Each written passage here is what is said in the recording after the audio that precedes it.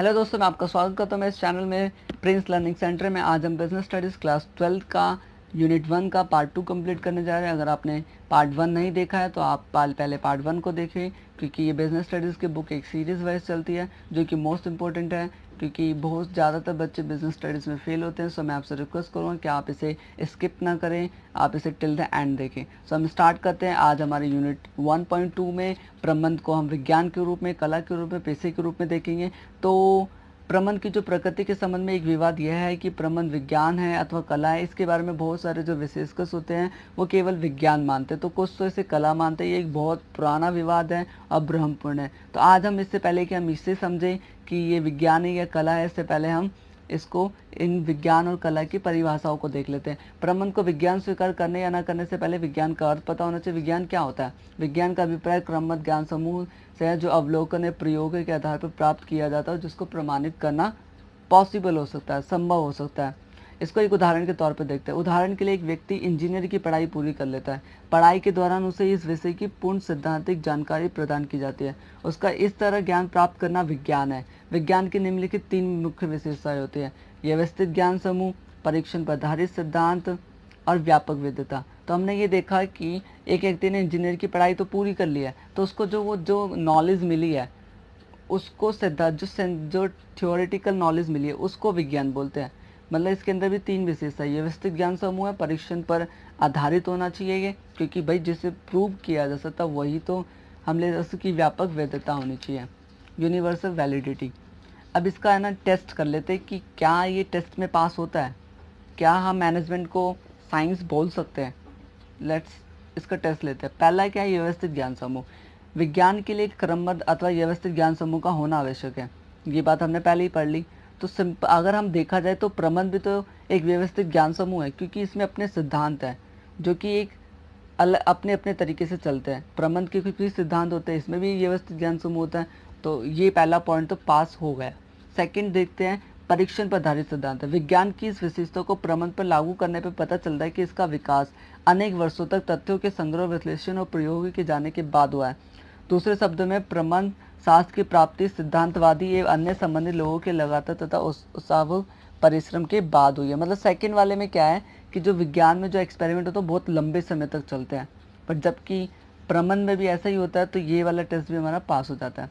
व्यापक वैधता देखते हैं।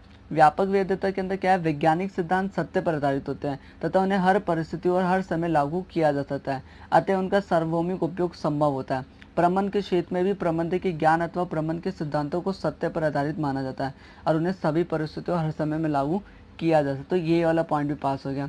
तो अगर हम कंक्लूजन देखें ऑल ओवर, हमने क्या समझा कि क्या मैनेजमेंट को साइंस बोला जा सकता है? प्रबंध विज्ञान को पूर्ण रूप में विज्ञान नहीं माना जा सकता, मतलब पूरी तरीके से तो नहीं बोल सकते, क्योंकि कुछ कुछ चीज़ें होती है। विज्ञान थोड़ा डिफरेंट है, ये कुछ कुछ सिमिलर चीज़ें इसमें है, पर कुछ कुछ नहीं है। बल्कि इसे एक व्यवहारिक विज्ञान अथवा याथार्थ विज्ञान कहना अधिक उचित होगा, जिसके सिद्धांत समय, परिस्थितियों, मनुष्य की प्रकृति के अनुसार परिवर्तनशील होते हैं। मतलब चेंजेस आते रहते हैं। तो हमने देखा है कि पूरी तरीके से विज्ञान कहना तो पॉसिबल नहीं है, बट फिर भी ये विज्ञान है।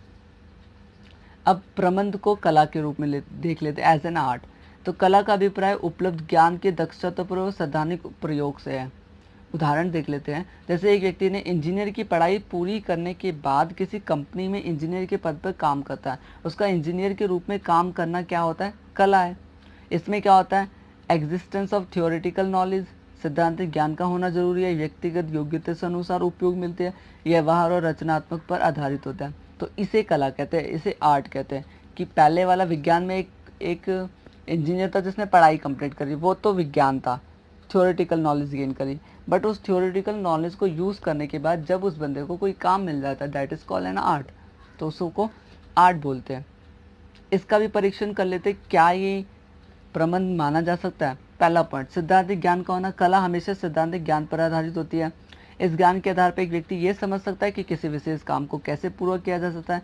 इस संदर्भ में तो हम ये भी कह सकते हैं कि प्रबंध भी एक कला है, क्योंकि प्रबंध के विभिन्न क्षेत्रों में संबंधित बहुत साहित्यिक सिद्धांत की जानकारी होना जरूरी होता है और उपलब्ध करानी होती है। तो पहला पॉइंट तो हमारा पास हो गया कि सिद्धांतिक ज्ञान का होना तो वो तो प्रबंध में भी होता है। दूसरा देखते हैं व्यक्तिगत योग्यता से और उससे उपलब्ध सैद्धांतिक ज्ञान का प्रयोग विभिन्न लोग अलग अलग ढंग से करते हैं। उदाहरण के लिए 2 अध्यापकों, 2 खिलाड़ियों अथवा 2 सुनारों की अपनी कला के प्रदर्शन में भिन्नता होती है।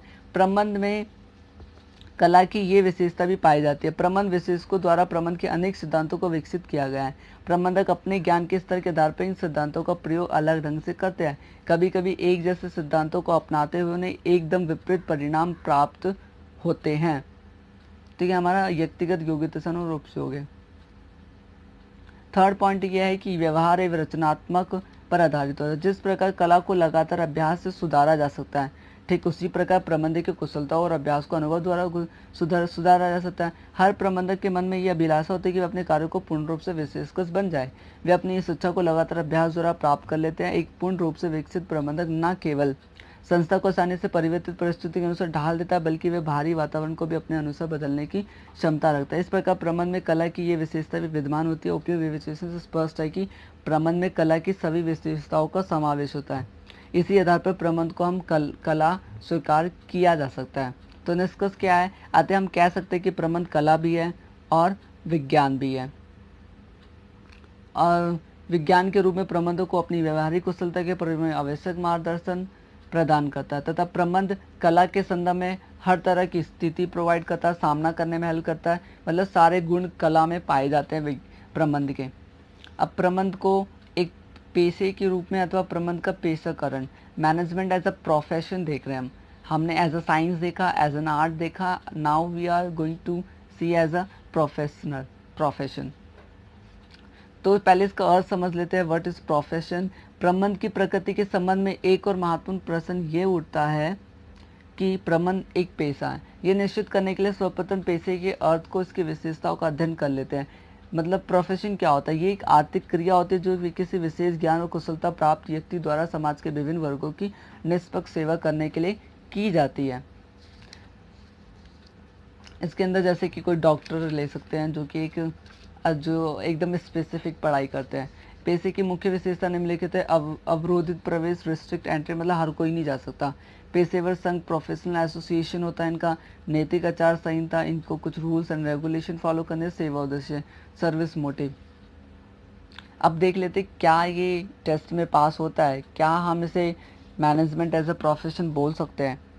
तो प्रबंध एक पेशे के रूप में परीक्षण, पेशे का समझने का प्रश्न ये होता है कि क्या प्रबंध को एक पेशे के रूप में स्वीकार किया जा सकता है या नहीं। इसके उत्तर के लिए देखना होगा कि क्या पेशे की सभी विशेषताएं इसमें विद्यमान होते हैं। पहली पॉइंट है भली भांति परिभाषित ज्ञान समूह। पेशे की पहली विशेषता यह है कि एक पेशेवर व्यक्ति में विशेष ज्ञान होना चाहिए। प्रबंध के भी अपने प्रयोग पर आधारित सिद्धांत और नियम है जिन्हें व्यवहारिकता में लाने के लिए विशेष दिमाग चाहिए होता है की जरूरत पड़ती है। इस विशेषता के आधार पर प्रबंध को पेशा माना जाता है। पहली विशेषता तो पास हो गई।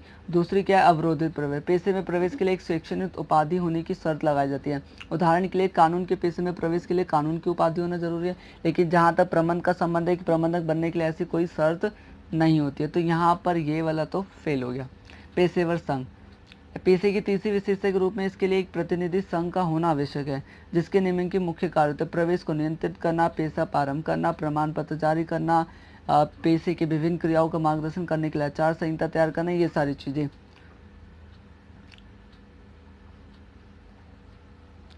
फोर्थ पॉइंट ये है, तो थर्ड में भी प्रबंध में भी ऐसी बहुत सारी चीजें होती है। तो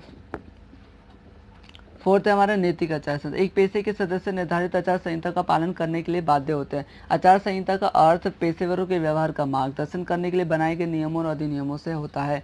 पहले से स्वीकृत पेशों जैसे कानून, चिकित्सा, लेखा शास्त्र आदि के लिए आचार संहिता निश्चित कर दी गई है, लेकिन प्रबंध के संबंध में इस तरह की कोई समान आचार संहिता निश्चित नहीं की गई है। तो यहाँ पर भी प्रबंध पूर्ण रूप से एक पेशा नहीं है। लास्ट पॉइंट देख लेते हैं, सेवा उद्देश्य। एक पेशे का मुख्य उद्देश्य समाज सेवा होता है। उदाहरण के लिए निसंकोच एक डॉक्टर अपनी आजीविका चलाने के लिए पेशे में प्रवेश करता है, लेकिन यह सुनिश्चित करना है कि उसके रोगियों के साथ न्याय हो, उनका मुख्य उद्देश्य होता है। यद्यपि प्रबंध के संबंध में कोई आचार संहिता नहीं है, फिर भी प्रबंधकों के सामाजिक उत्तरदायित्व पर बहुत जोर दिया जा रहा है। इस दृष्टिकोण से प्रबंध को पेशे के रूप में स्वीकार करने में अधिक संकोच नहीं होना नहीं।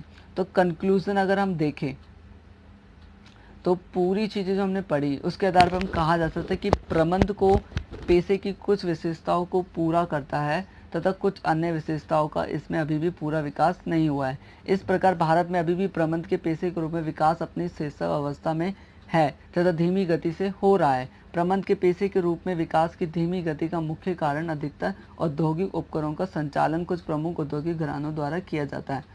तो हम सारांश में ये कह सकते हैं कि भारत में प्रबंध का जो पेशे के रूप में विकास हो रहा है। तो इस वाली यूनिट में हमने ये समझा, हमने मैनेजमेंट को एज अ साइंस देखा कि वो एज अ साइंस हम पूरी रूप से तो नहीं कह सकते, इसमें कुछ कुछ चीज़ें अभी भी फुलफ़िल नहीं होती है, बट मैनेजमेंट को एज एन आर्ट हम कह सकते हैं क्योंकि उसमें उसकी सारी चीज़ें फुलफ़िल हो रही है। फिर हमने मैनेजमेंट को एज अ प्रोफेशन हम नहीं कह सकते। तो इस यूनिट में हम बस इतना ही सीखेंगे। Now we will meet soon in next video. So thanks for watching my video and keep supporting me for more videos.